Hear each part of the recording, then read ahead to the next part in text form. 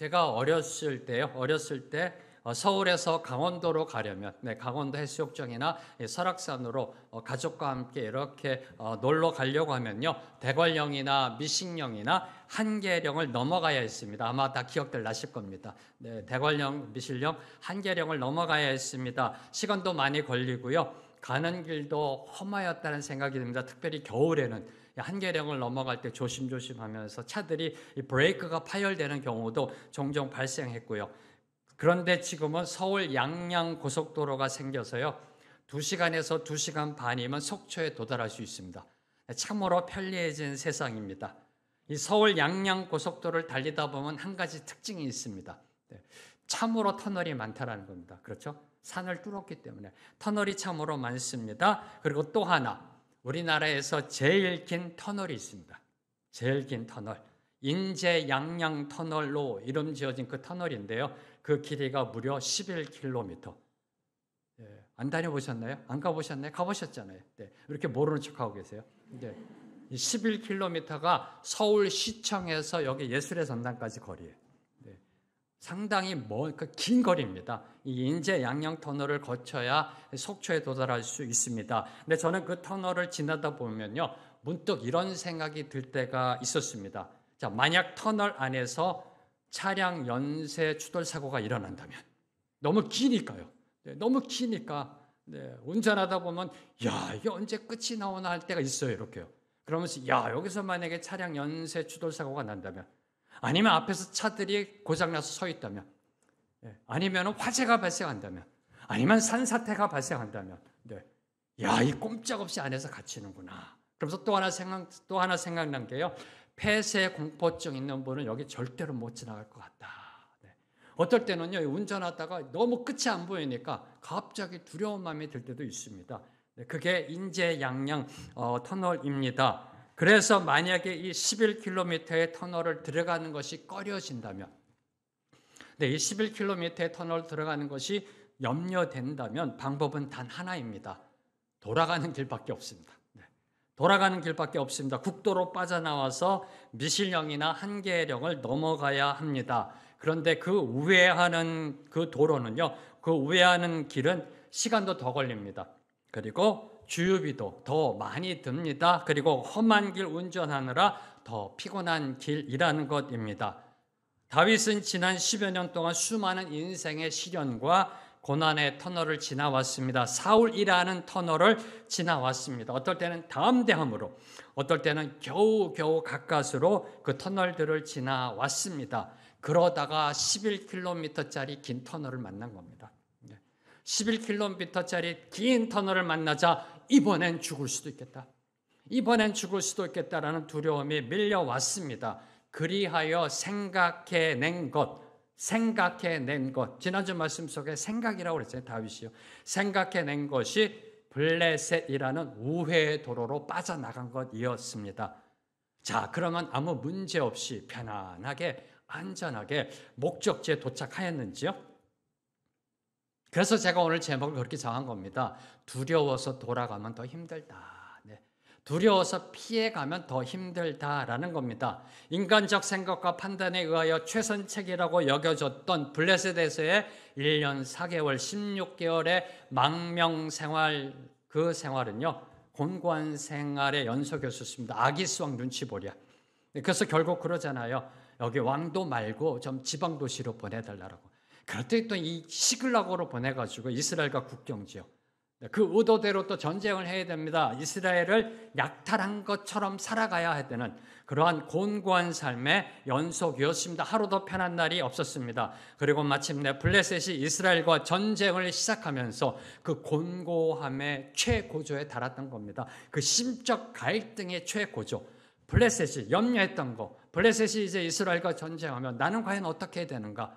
그 곤고함의 최고조에 달하였던 겁니다. 사울이라는 터널을 피해 블레셋이라는 우회 도로로 빠져나왔는데 그것이 오히려 더 큰 위기로 몰아넣는 결과를 초래하였던 겁니다. 오늘 말씀 2절 말씀 함께 읽습니다. 시작.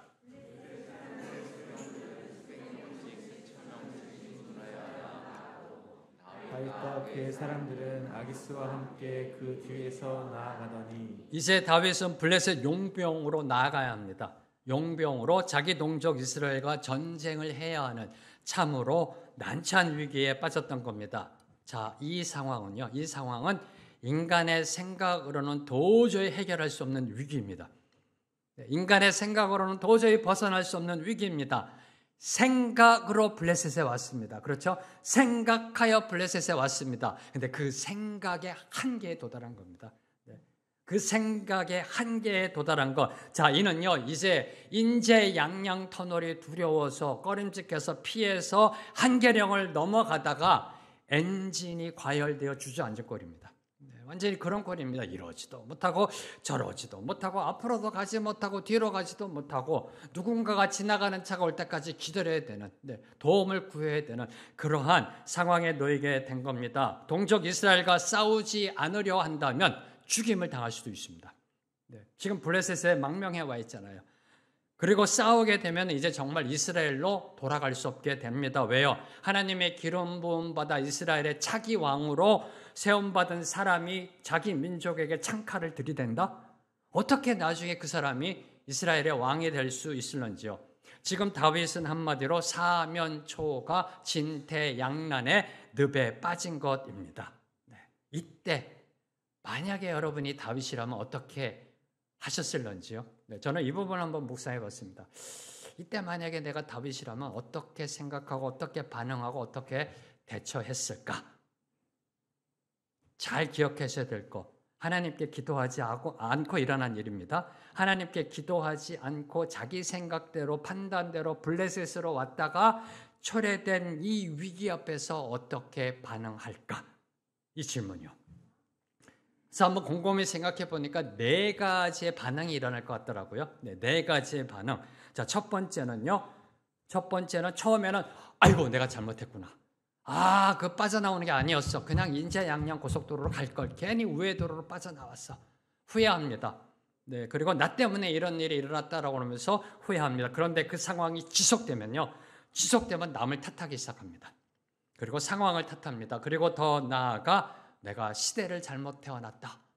또는 우리 집안이 안 좋다 등 인생, 운명을 탓하는 그러한 경우로 나아갈 때가 있습니다. 두 번째로는요, 이 닥쳐온 위기를 십자가의 고난으로 생각합니다.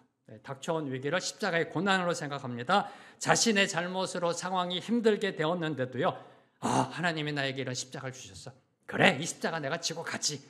라고 말도 안 되는 참으로 어처구니 없는 말을 내뱉습니다. 자기 잘못으로 상황이 어려워졌는데 하나님이 나에게 이런 위기 주신 거 십자가 지라는 거야.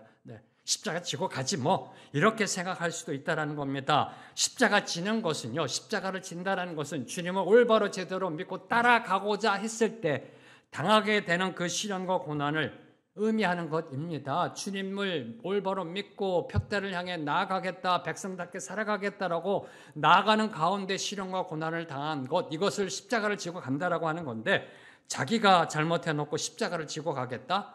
이렇게 말하는 것은요, 어불성설, 경강부회, 아전인수. 우리 청년들에게는 미안합니다. 나중에 가서 한번 사전을 찾아보세요. 완전히 아전인수격 해석입니다. 자, 세 번째 반응은요, 하나님을 원망 불평할 수 있다는 겁니다. 세 번째 반응은 자기가 잘못해놓고요, 하나님 보고 이렇게 하는 거죠. 어떻게 하나님 나한테 이럴 수 있습니까? 내가 뭘 잘못했습니까? 조금 부족하죠. 실수했죠. 그래도 보세요. 새벽기도 나가고 주님께 나 예배 드리고 순종으로 섬기고 열심히 살고 있는데 어떻게 나한테 이럴 수 있습니까? 요거 하나 잘못했다고 이렇게 하실 수 있습니까? 라고요. 하나님께 원망 불평할 수 있다는 겁니다. 사울 하나 처리하지 못해 주세요라고 불평할 수 있다는 겁니다. 사울 하나 처리 못해가지고 나를 이 모양 이 꼴로 이 어려운 문제를 겪게 합니까? 라고 반응할 수 있다라는 겁니다. 자, 이 중에 다윗이 보인 반응은 무엇이었을까요? 문제가 너무 쉬워요. 문제가 너무 쉬워요. 제가 처음에 네 가지 반응이 있을 거라고 그랬잖아요. 첫째도, 둘째도, 셋째도 아니라는 겁니다. 셋째도 아니고 네 번째 반응. 다윗이 보인 반응은 기도였다는 겁니다. 기도. 이때 다윗은 하나님 앞에 엎드려 간절히 하나님의 도우심을 구하였습니다. 하나님, 제가 잘못했습니다. 도와주십시오. 구원하여 주십시오. 기도하지 않고 왔습니다. 제 생각대로 왔습니다. 주님 용서하시고 나를 이 곤고함에서 건져내 주시옵소서, 이 고난에서 건져내 주시옵소서라고 기도했을 겁니다. 10여 년 전 아기스 왕 앞에서 위협을 느끼고 미친 척 했을 때 기도했던 그 간절함으로 기도하였을 것입니다. 전 이 부분을 묵상하면서요, 역사는 반복된다. 그렇죠? 인류의 역사는 반복돼요. 그 우매함도 반복됩니다. 망각함으로 우리의 인생을 봐도 그렇잖아요. 실수를 반복하고요. 그런데 감사한 거, 반복되어지는 그 우매함을 반복함 속에 철이 들어간다라는 겁니다. 신앙의 철이 들어간다. 시편 18편 6절의 말씀을 보면요, 시편 18편 6절의 말씀 함께 읽습니다. 시작. 하나님께 부르짖었더니 그가 그의 성전에서 내 소리를 들으시며 그의 앞에서 나의 부르짖음이 그의 귀에 들렸도다 라고 선포하게 되는 겁니다. 기도합니다. 환난 중에 여호와께 아뢰며 나아가 기도했다는 겁니다. 하나님께 부르짖었다는 겁니다. 그러자 하나님께서 그 기도를 들으시고 나를 구원해 주셨다 라고 고백으로 나아가게 되는 것입니다. 사랑의 원저탄이라 불리우신 목사님이 계십니다. 누군지 아시는지요? 손양원 목사님. 사랑의 원자탄이라 불리우시는 손양원 목사님은요, 한국 전쟁이 발발했을 때 우리 목사님께서 섬기시던 한센병 환자들, 나환자라고 그러죠. 문둥병자. 한센병 환자들을 두고 피난하라라고 사람들이 권면했었습니다. 목사님 우선 피하십시오. 한센병 환자들 내버려 두시고 저희가 어떻게 볼 테니까 목사님은 우선 피하십시오. 공산당원들이 가만히 안 냅둘 겁니다. 목사님부터 아마 죽일 겁니다. 피하십시오라고 이렇게 권면하였다라고 합니다. 그때 이 권면을 듣고 손양원 목사님은 이렇게 대답하셨다고 합니다. 하나님 안에서 안전할 수 없다면 온 우주 어디에서도 안전할 수 없다. 정말 놀라운 고백 아닌가요? 하나님 안에서 안전할 수 없다면 온 우주 어디에서도 안전할 수 없다. 언제 어디서나 어떤 상황 속에서 우리가 바라보아야 할 것, 소망해야 할 것은 하나님의 함께 하심입니다. 아니, 하나님은 함께하고 계십니다. 이걸 저희들이 깨달아야 한다는 겁니다. 이걸 저희들이 체험해야 한다라는 겁니다. 하나님이 함께 하심을 깨달아야 다윗처럼 실수하지 않습니다. 하나님이 함께 하신다는 것을 느껴야 블레셋으로 망명하지 않는다라는 겁니다. 이게 안 느껴지니까 생각하고 블레셋으로 도피하였던 겁니다. 우리가 바라봐야 할 것은, 아니 우리가 느껴야 될 것은 그분의 함께 하신 그분의 신기척을 느껴야 됩니다. 아무도 안 웃어주시는군요. 지금 뭔가 좀 노력하는데요. 인기척이 아니라 신기척. 이제 이해하셨어요? 하나님이 나와 함께하고 계시다는 신기척을 느껴야 돼요. 그래야 다윗과 같은 그러한 우매함의 잘못을 저지르지 않고 손양원 목사님과 같은 고백을 하는 겁니다. 하나님 안에서 안전할 수 없다면 온 우주 어느 곳에 가도 안전할 수 없다. 바로 이런 선포를 하는 저와 여러분이 되기를 주님의 이름으로 축원합니다. 자, 이제 오늘 말씀을 보면요, 진퇴양난의 딜레마 속에 갇혀있는 다윗에게 해결책이 주어집니다. 근데 아이러니하게도 블레셋 방백들을 통하여. 참 아이러니해요. 하나님 보면 참 멋있으세요. 저는 이걸 갖다 하늘의 위트라고 보거든요. 하늘의 위트. 하나님께서 하시는 이렇게 씩 하나님이 약간, 죄송해요 하나님, 약간 장난기 섞인 그 웃음을 지으시면서 싹 섭리를 이루어 가시는. 재밌잖아요. 안 재밌는 게? 블레셋 방백들을 들어 사용하시잖아요. 블레셋 방백들을 이 난처한 상황 속에서 아이러니하게도 블레셋 방백들을 통하여 다윗을 구해냅니다. 다윗에게 탈출구가 제시되고 있습니다. 오늘 말씀 4절과 5절을 보면요, 블레셋 방백들은 아기스 왕에게 다윗을 믿을 수 없다, 우리 함께 전쟁에 참여할 수 없다, 돌아가게 하라라고 강력히 요구합니다. 한 가지 여러분이 이해해야 될 거, 블레셋은 5개 나라가 연합국입니다. 합해진. 그래서 5개 나라의 군주들이 거의 동등한 권력을 갖고 있습니다. 그중에 가드 왕 아기스가 대표적인 왕으로서 지금은 활동하고 있는 겁니다. 돌아가면서 왕권을 행사했던, 그래서 5 그 방백들은 거의 동등한 권력. 그래서 아기스 왕에게 이야기할 수 있는 겁니다. 신하의 입장이 아니라 동등한 방백들이요, 돌아가게 하라라고. 우리와 함께 전쟁할 수 없다라고 강력히 요구합니다. 블레셋 방백들은 다윗을 옹호하는 아기스 왕에게 다윗이 전쟁 중에 이스라엘 편으로 돌아서서 블레셋의 적이 될 수 있음을 두려워하면서 과거 사울이 블레셋과의 전쟁에서 수천 명을 죽일 때 다윗은 수만 명을 죽였다라는 그 이스라엘들의 여인들의 노래를 상기시켜주고 있습니다. 5절 말씀, 오늘 말씀 5절 말씀 함께 읽습니다. 시작. 그들이 춤추며 노래하여 이르되 사울이 죽인 자는 천천히요 다윗은 만만이로다 하던 그 다윗이 아니니까 하니. 누가 얘기하고 있습니까? 블레셋 방백들이 지금 가드 아기스 왕에게 얘기하고 있는 겁니다. 이렇게 하지 않았습니까? 자, 이는 꽤 많은 시간이 흘렀음에도 불구하고 최소한 10년에서 15년, 13년에서 15년이에요. 꽤 많은 시간이 흘렀음에도 불구하고 아직도 블레셋 방백들이 다윗을 두려워하고 있음을 보여주고 있는 겁니다. 아직도 다윗이 두려운 겁니다. 네. 사울이 죽인 자는 천천히요 다윗은 만만이로다. 사실 이 노래 사천다만은요, 이 사천다만의 노래는요 다윗을 도망자의 공고한 인생을 살게 한 요인이었었습니다. 다윗을 향한 사울의 시기와 미움을 촉발한 그 노래였었습니다. 다윗이 도망자의 삶을 살게 만든 노래가 이 사천다만의 노래라는 겁니다. 사천다만의 노래 못 들어보셨는지요? 목사님, 사천다만이 뭐예요? 사울은 천천히요 다윗은 만만이로다. 사천다만 못 들으셨어요? 작곡 작사 하나님. 네, 사천다만. 저는 이걸 어떻게 불렀을까 한번 고민해 봤었어요. 그래서 혼자 막 노래도 해봤습니다. 사울이 죽인 자는 천천히요, 뭐 다윗이 죽인 자는 만만이로다. 안 맞아요. 그래서 결국은 이렇게 랩식으로 했었습니다. 혼자서요. 사울이 죽인 자는 천천히요, 다윗이 죽인 자는 만만이다. 네. 목사가 노력하고 있죠. 네.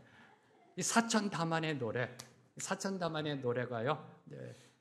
다윗으로 하여금 도망자의 삶을 살게 만든 노래입니다. 이때 사울이 시기합니다. 이 노래를 듣고. 그런데 오늘 이 사천다만이 다윗을 이스라엘 동족과 전쟁에서 빠져나오는 그 딜레마의 난관에서 구해내주고 있다라는 겁니다. 네. 야, 이 또한 하나님의 놀라운 섭리가 아닐런지, 그죠? 다윗이 그 도망자의 삶을 살게 만든 그 노래입니다. 네. 근데 그 노래가 사천다만이 지금은 이스라엘과 전쟁해야 하는 딜레마의 난관에서 구해내주고 있습니다. 이런 경우를 보고 세상은 세옹지마라고 합니다. 세옹지마. 우리 청년들에게 또 미안합니다. 나중에 한번 인터넷 들어 찾아보세요. 세옹지마가 뭔지. 네, 설명할 점은 깁니다. 네, 세옹지마라고 합니다. 한마디로 참으로 운이 좋다라는 뜻입니다. 참으로 운이 좋다. 바로 이 세옹지마가 하나님의 인도하심을 간구하는 자들에게는 이 세옹지마가, 세상 사람들이 이야기하는 세옹지마가 하나님의 인도하심을 간구하는 자, 지금 다윗이 하나님께 기도함으로 나아가고 있습니다. 하나님의 인도하심을 간구하는 자에게는 절대 우연이나 운이 아니라 하나님의 은혜요 감사가 되는 겁니다. 네. 은혜요 감사가 되는 것입니다. 한번 생각해 보세요. 여러분 생각해 보세요. 이스라엘 여인들이 부른 사천다만은요, 한 13, 14년 전에 불려졌던 노래입니다. 한때 유행했던 노래입니다. 모르겠어요. 빌보드 차트에 1위까지 올라갔었는지 모르겠어요. 그때요. 네. 근데 한동안 유행했던 그러한 노래입니다. 자, 여러분 10여 년 전에 유행했던 노래 기억나시는지요? 한번 생각해 보세요. 네. 그것도 이웃나라에서. 지금 블레셋이 이스라엘에서 유행했던 노래를 기억하고 있는 겁니다. 네. 한 10여 년 전에 유행했던 노래 기억나는 거 있으세요? 그것도 일본이나 대만이나 중국에서. 네. 블레셋 방백들이 이 사천다만을 기억하고 있다는 것, 그것이 바로 하나님의 섭리라는 겁니다. 그것이 바로 하나님의 섭리입니다. 다시 말해 지금 하나님은요, 다윗의 뒤치다거리하고 계시는 겁니다. 다윗이 저질러 놓은 일 지금 수습하고 계시는 겁니다. 생각으로 저지른 일, 그 우매한 생각으로 버려놓은 일, 이제 하나님께서 뒤치다거리하고 계시는 겁니다. 아니, 보다 좀 고결하게 성경적으로 말하면 이 말씀입니다. 잠언 16장 9절 말씀. 사람이 마음으로 자기 길을 계획할지라도 그 걸음을 인도하시는 분은 하나님이심을 증명하고 있는 것입니다. 오늘 저와 여러분 우리도요, 이 인생을 살아가다 보면 이 모양 저 모양의 시련과 고난과 아픔과 슬픔을 만날 수 있습니다. 아니, 만나왔고요. 지금 그 고난 속에 계시는 분도 계실 겁니다. 그렇죠? 어떤 분도 예외 없습니다. 인생을 살아가다 보면 시련과 고난과 아픔과 슬픔을 겪게 되어 있습니다. 그러나 두려워하지 마십시오. 그 고난 가운데 있을 때 낙심하지 마십시오. 왜냐? 아무도 우리를 넘어뜨리지 못한다라는 겁니다. 오늘 말씀 속에 이 다윗의 우매한 가운데서도 하나님이 그를 붙잡고 계시잖아요. 지금 여러분의 모습이 그리 바람직하지 못해 보여도 내 인생 왜 이 모양 이 꼴인가? 어디서부터 내 인생이 꼬였나? 바람직하지 못해 보여도 어떤 모습으로 여러 모습으로 이 모양 저 모양으로 힘들어 하시거나 상처나고 실패하고 아픈 인생이라 할지라도 낙담하지 마십시오. 왜요? 지금 여러분의 모습이 여러분의 인생의 결론이 아니니까. 지금 여러분의 모습이 여러분의 인생의 결론이 아니라니까요. 지금 ing라니까요. 여러분의 모습이 결론이 아닙니다. 오늘도 여러분을 오른팔로 붙들고 계신 하나님의 인도하심 속에 그 어떤 위기와 고난과 시련과 아픔도 세옹지마의 축복으로 바뀌게 될 줄로 믿습니다. 세옹지마의 그 축복은 그 날은 반드시 오게 되어 있습니다. 믿으시는지요? 별로 그렇게 동의를 안 해주시면 제가 힘이 쭉 빠져요. 왜요? 저는 여러분이 그렇게 삶을 살기를 원하기 때문에 이걸 선포하는 거거든요. 인생 힘들잖아요. 안 힘드세요? 인생 힘들잖아요. 그때마다 이 말씀을 기억하자는 겁니다. 세옹지마의 축복은 반드시 온다. 세옹지마의 날은 반드시 온다. 오늘의 고난을 내일의 영광으로 바꾸어 가시는 이 하나님을 믿으시는지요? 이에 대해서 하나님을 믿는가? 하나님의 존재를 믿는가? 라는 이 질문, 이에 대해서 철학의 아버지 플라톤의 그 수제자였던 아리스토텔레스는요, 이렇게 말하였습니다. 정말 뛰어난 지성인 중에 한 사람이죠, 아리스토텔레스. 어쩌면 스승 그 플라톤을 능가하는 사람입니다.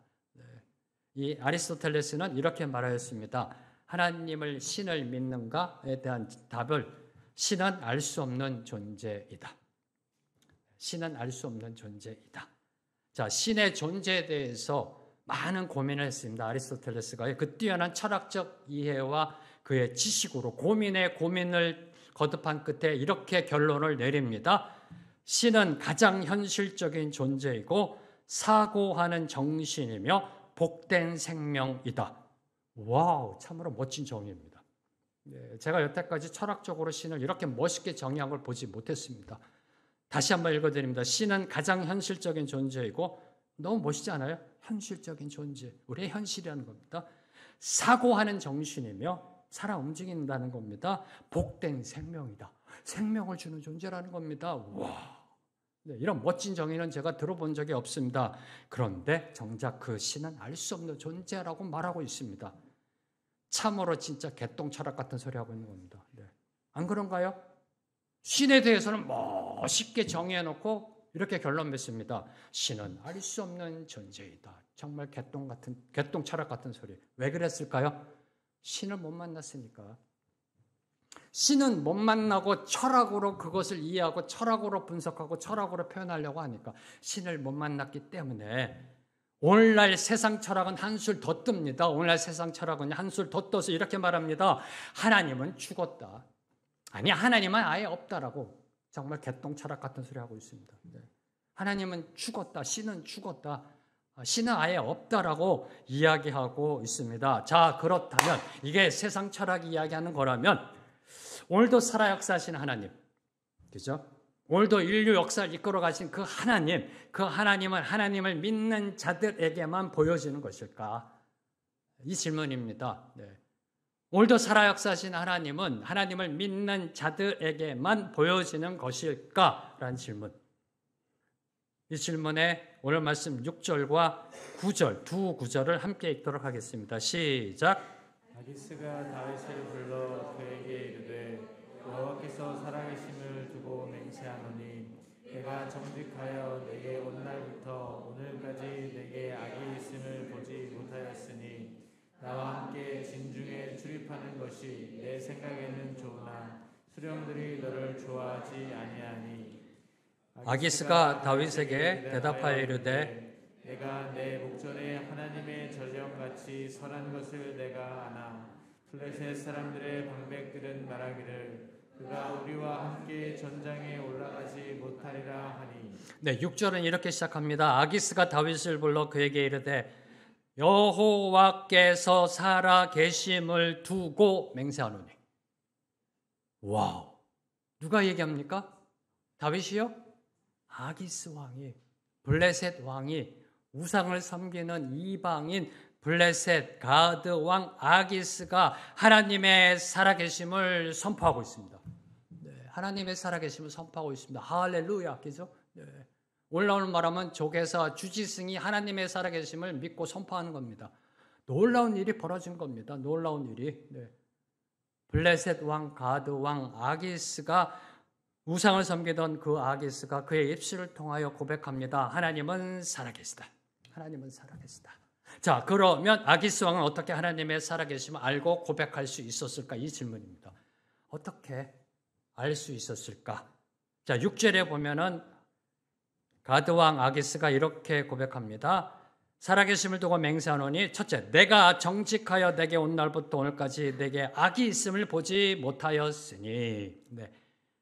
눈으로 보지 못했다라는 겁니다. 그리고 9절 말씀에 아기스가 다윗에게 대답하여 이르되 내가 내 목전에 하나님의 전령같이 선한 것을 내가 아나. 네, 안다. 보고 안다라는 겁니다. 내가 정직하여 악이 있음을 보지 못하였고 하나님의 전령같이 선한 것을 내가 안다. 보고 안다. 네, 보고 안다라는 겁니다. 아기스는 다윗의 정직함, 정직하여 정직함, 악이 있음을 보지 못했다. 악이 있음을 보지 못했다. 악이 없음, 의로움, 그리고 하나님의 전령같이 선한 것, 선함, 정직함, 의로움, 선함을 보고 하나님의 살아계심을 알게 되었던 것입니다. 그리고 더 나아가 그 하나님은 지금도 다윗과 함께하고 계심을 증거하고 있는 것입니다. 이게 바로 보라 너희 하나님께서 여기 계시다입니다. 이게 바로 저희들이 소망하는, 저희들이 계속해서 예배 때마다 기도 때마다 선포하는 보라 너희 하나님께서 여기 계시다입니다. 아기스 왕은 다윗의 삶을 통하여 살아계신 하나님을 보았던 것입니다. 다시 말해 다윗은 삶으로 이방인 아기스에게 하나님을 증거하였던 것입니다. 아니 일요일 날만 아니라 주일날 예배드리면서 거룩한 척 모습을 통해 보여준 것만이 아니라 월요일부터 일요일까지 월, 화, 수, 목, 금, 토, 일, 7 days. 네, 일터와 일상에서 보여준 겁니다. 삶으로 정직함, 의로움, 선함을 보여준 겁니다. 그 삶으로. 네. 주일날 예배 드릴 때는 전부 다 정직함, 의로움, 선함이 나타납니다. 하나님 앞에 예배 드릴 때는요. 그런데 월요일부터 일터와 일상으로 돌아가 일상의 삶 속에서 보여준 겁니다. 그거를 아기스가 보고서 하나님의 살아계심을 선포하고 있는 겁니다. 사랑하는 성도 여러분, 세상은요 복음을 듣는 것에 이제 지쳤습니다.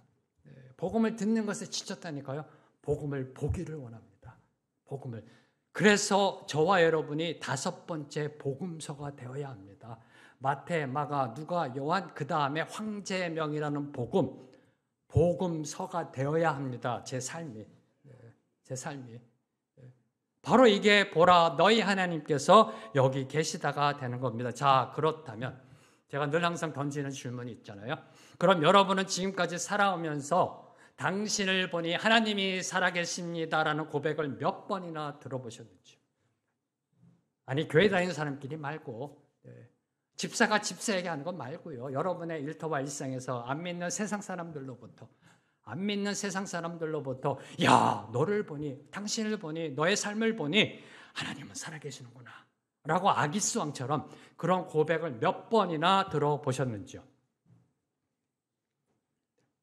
그럼 어떻게 해야 그런 고백을 들을 수 있을까요? 어떻게 해야 매일매일 그런 고백을 들으며 살아갈 수 있을까요? 어떤 삶을 살아야 하나님의 살아계심을 증거할 수 있을까요? 자, 이에 대해서 오늘 말씀 6절과 9절은 다음 3가지를 강조합니다. 정직함, 의로움, 선함. 네, 정직함, 의로움, 선함. 사실 이 세 가지는요, 정직함, 의로움, 선함을 통해서 아기수왕이 하나님의 살아계심을 보았습니다. 이 세 가지는 사실 성경에서 말하는 성도 다음의 기본 중에 기본입니다. 성도 다음의 기본 중에 기본.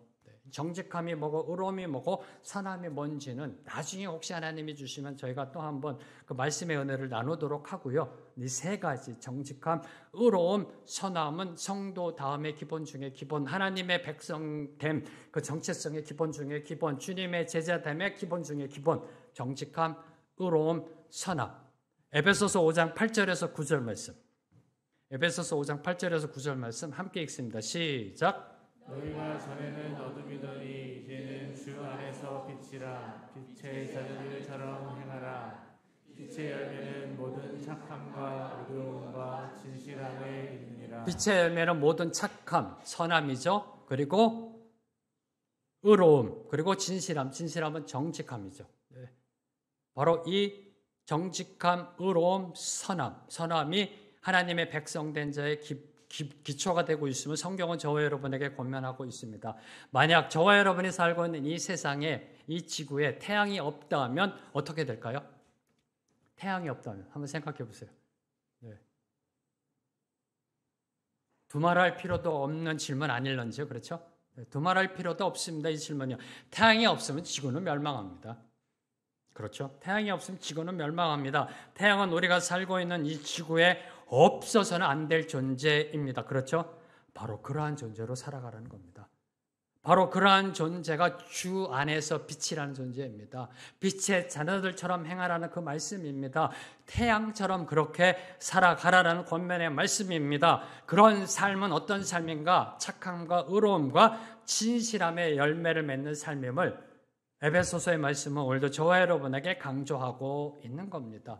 자, 여기서 두 가지를 함께 주목하며 묵상하고자 합니다. 첫 번째로 그 빛의 열매, 착함, 의로움, 진실함. 다시 말해 선함, 의로움, 정직함은요, 다름 아닌 다윗이 그의 삶으로 아기스 왕에게 보여준 겁니다. 그렇죠? 저희가 오늘 말씀을 통해서 보여준 겁니다. 뭘 의미할까요?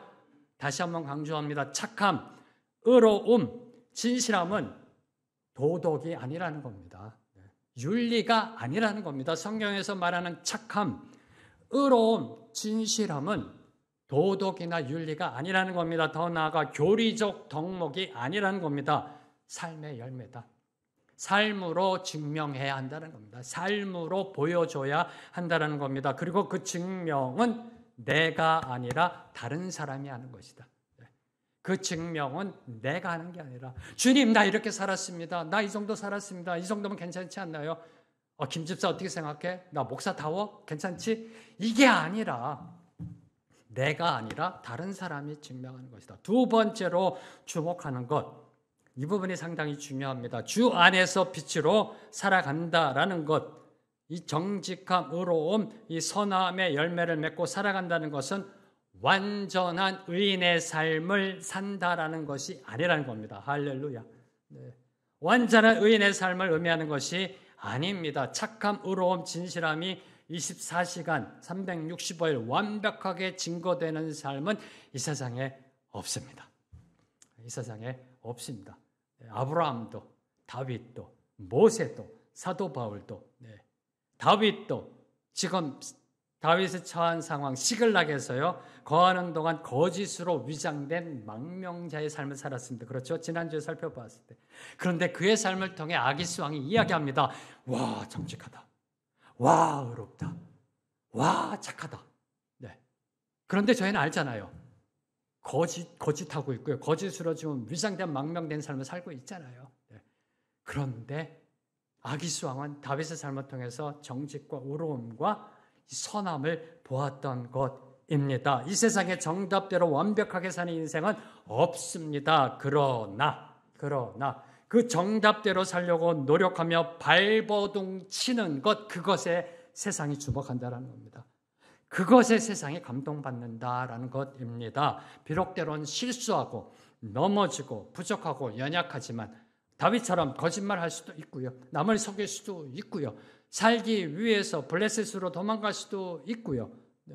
그렇게 살아가지만 그때 그래도 또다시 일어나, 그렇지 나는 하나님의 백성이지, 예수님의 제자지, 믿는 자지 하면서 다시 일어나 하나님의 자녀답게 빛과 소금으로 살아가려고 몸부림치는 것, 그것에 아기수왕이 감동받았던 겁니다. 네. 하나님의 자녀답게 살려고, 정직하게 살려고, 의롭게 살려고, 선하게 살려고 발버둥치며 몸부림치는 그 모습에 세상은 감동받게 되어 있습니다. 우리의 삶 속에 정직함, 의로움, 선함이 삶 속에서 묻어 나오면 세상은 감동받는다라는 겁니다. 네. 이제 8절 이하를 보면요, 하나님은 다윗을 그의 곤경에서 구주해 내십니다. 다윗으로 하여금 아기스왕에서 떳떳하게 항변하면서 나오게 만드셨습니다. 8절 말씀을 보면요, 다윗이 아기스에게 이르되, 참 보세요, 내가 무엇을 하였나이까? 이렇게 안 했겠죠. 내가 뭘 했어요? 내가 뭘 잘못했어요? 아마 이렇게 지금 그렇게 했을 것 같아요. 그죠? 내가 왜 싸움을 못합니까? 내가 당신 앞에 오늘까지 있는 동안에 당신이 종에게서 무엇을 보셨기에 내가 가서 내 주 왕의 원수와 싸우지 못하게 하십니까? 난 싸워야 되겠습니다. 하고 있는 거예요, 지금요. 네. 네. 이 8절의 말씀은요, 한마디로 주객이 전도됐어요. 네. 주객이 전도됐습니다. 아기스는 다윗을 돌려보내면서 어쩔 줄 몰라 합니다. 네, 어쩔 줄 몰라 하면서 제발 가줘, 미안해, 이런 의미고요. 다윗은 큰 소리 치면서 당당하게 그 자리를 나오고 있습니다. 할렐루야, 하나님이 이렇게 우리를 인도하신다는 거예요. 이 모습을 보면서요, 올해 2023년 연기 대상은 다윗이다. 이건. 네. 다윗이에요, 다윗. 연기 대상감이에요. 네. 속으로는 아마 초조했을 거예요. 속으로는 안절부절했을 겁니다. 혹시라도 마음이 변해서 싸워라. 그것도 맨 앞에 선봉장으로 나아가라 그러면 어떨까? 괜히 내가 큰 소리 쳤다가 뒤통수 맞는 그런 게 있었을 것 같아요. 그죠? 네. 큰 소리 치고 있지만. 자, 10절을 보세요. 10절을 보면요, 아기스 왕은 다윗에게 새벽에 일어나서 밟거든 곧 떠나라고 말하고 있습니다. 그렇죠? 그런즉 너는 너와 함께 온 내 주의 신하들과 더불어 새벽에 일어나라. 너희는 새벽에 일어나서 밟거든 곧 떠나라 하니라. 그랬더니 11절에 이에 다윗이 자기 사람들과 더불어 아침에 일찍이 일어나서 떠나. 아침에 일찍이 일어나서 떠나. 혹시라도 아기스 왕의 마음이 바뀔까 봐 아침에 일찍이 떠난 겁니다. 이게 솔직한 다윗의 마음이에요. 그렇죠? 네, 마음입니다. 자, 이제 다윗이 전쟁터에서 나왔습니다. 시글락으로 돌아갑니다. 네, 돌아갑니다. 이 또한 하나님의 은혜의 섭리가 이제 다음 주 말씀 속에 있습니다. 지금 시글락에서 난리 났어요. 네, 이때 만약에 다윗이 시글락으로 돌아오지 않고 전쟁터에 나갔더라면, 와, 생각만 해도 끔찍합니다. 네, 이건 다음 주에 여러분이 30장의 말씀 한번 미리 읽어봐 주시고요. 자, 전쟁터에서 시글락으로 돌아갑니다. 이때 다윗의 마음이 어떠하였을까요? 저 이 부분을 오랫동안 묵상했습니다. 이제 아기스 왕이 가라고 그래가지고 등 떠밀어서 나온 겁니다. 그래서 가고 있습니다. 네. 기가 막힐 웅덩이와 수렁에서 끌어올리신 하나님 감사합니다가 나왔을 것 같아요. 기가 막힐 웅덩이와 수렁에서 나를 건져내 주셨군요. 감사했을 것 같아요. 막 감사가 나왔을 것 같아요. 네. 신명망측하십니다. 이렇게요. 네. 감사합니다가 나왔을 것 같고요. 감당치 못할 시험 당함을 허락지 아니하시고 시험 당할 즈음에 피할 길을 주시는 하나님 감사합니다라고 송축했을 것 같아요. 그러면서 시편 18편에 그 찬양이 나왔을 것 같아요. 하나님은 건지시는 분이시여 피할 바위이시여 구원의 뿔이시다라고 소리치며 찬양하며 나왔을 것 같아요. 함께했던 600명과 함께 박수치면서 하나님을 찬양하면서 돌아왔을 것 같아요. 안 그랬을 것 같습니까? 네. 정말 빼도 박도 못하는 그런 딜레마 속에서 하나님이 정말 신명막측하게 그를 끄집어냈잖아요. 사랑하는 성도 여러분, 이 역사적인 팩트가 저와 여러분에게 주고 있는 메시지가 뭘까요? 블레셋은 다윗에게 있어서 있어야 할 자리가 아니었다라는 겁니다. 블레셋은 다윗에게 있어서 있어야 할 자리가 아니었다는 겁니다. 다윗은 사울이라는 길고도 힘든 터널을 피해 블레셋이라는 우회 도로로 빠져나갔지만 하나님은 다시 그를 원래의 자리에 있어야 할 길로 다시 끌어들이셨습니다. 다시 인도해 들이셨습니다. 세상이 우리에게 돌아가라라고 미혹하는 길은 더 쉬워 보입니다. 네, 더 안전해 보입니다. 더 평안해 보입니다. 그러나 그 길은 정답의 길이 아니라는 겁니다. 주님이 보여주시는 그 길, 생명의 길로 직진하는 것, 그것이 저와 여러분이 나아가야 할 정답의 길이라는 것입니다. 사랑하는 성도 여러분, 기억하십시오. 두려워서 돌아가면 더 힘들다. 돌아가면 더 힘듭니다. 두려워 피하면요, 더 큰 두려움이 저와 여러분을 기다리고 있다라는 것입니다. 오늘도 우리에게 생명의 길을 보여주신 하나님, 그 하나님을 찬양합니다. 부족하고 연약한 우리를 그 정답의 길로 인도하시는 하나님을 찬양합니다. 나의 힘이 되신 여호와여, 찬양하며 나아갑니다.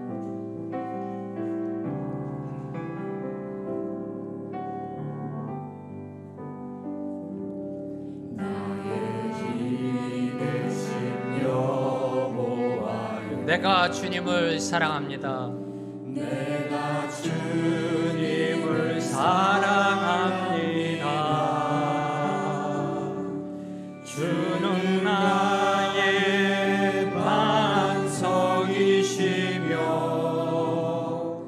나의 요새시라.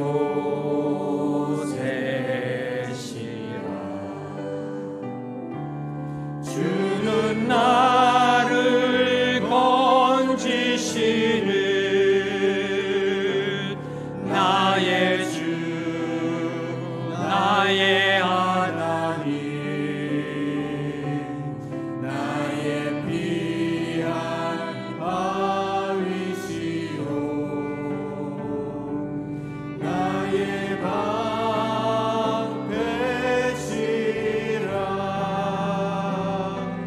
나의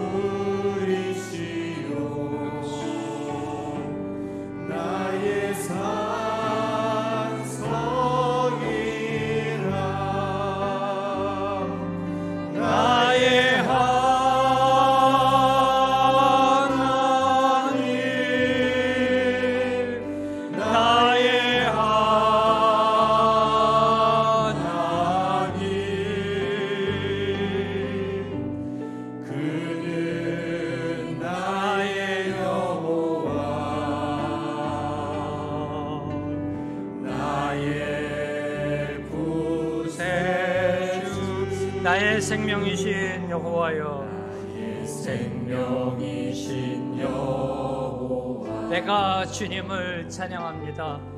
내가 주님을 찬양합니다. 주는 나의 사랑이시며 주는 나의 사랑이시며 나의 의지이시라. 나의 주는 나를 이끄시는 주는 나를 이끄시어 주의 길 인도하시며 주의 길 인도하시며 나의 생의 목자 되시니 나의 생의 목자 되시니 내가 따르리라. 내가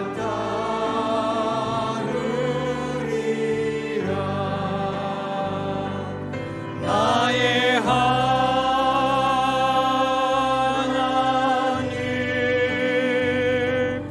나의 하나님,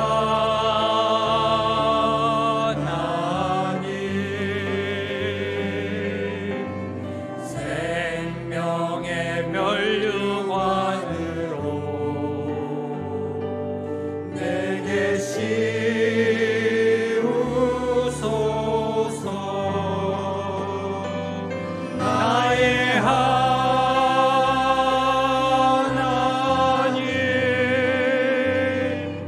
나의 하나님,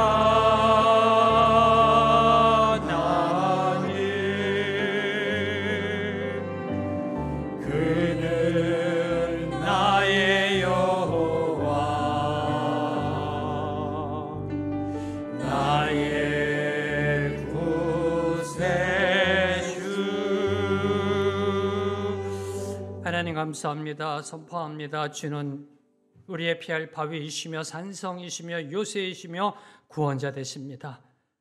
3000년 전 다윗을 인도해내신 그 하나님은 오늘도 우리를 인도해내십니다. 주님, 이 주님의 능력과 권세를 오늘 우리도 체험하게 하여 주시옵소서. 우리와 함께 하시는 하나님의 그 신기척을 느끼고 하나님의 음성을 듣고 하나님을 따라가게 하시고 하나님의 터치를 경험하며 하나님은 살아 역사하시는 분이시다라는 고백을 듣는 삶, 그 정답의 삶, 제대로 된 삶을 살아내는 우리 모두가 되게 하여 주시옵소서. 예수님의 이름으로 기도합니다. 아멘.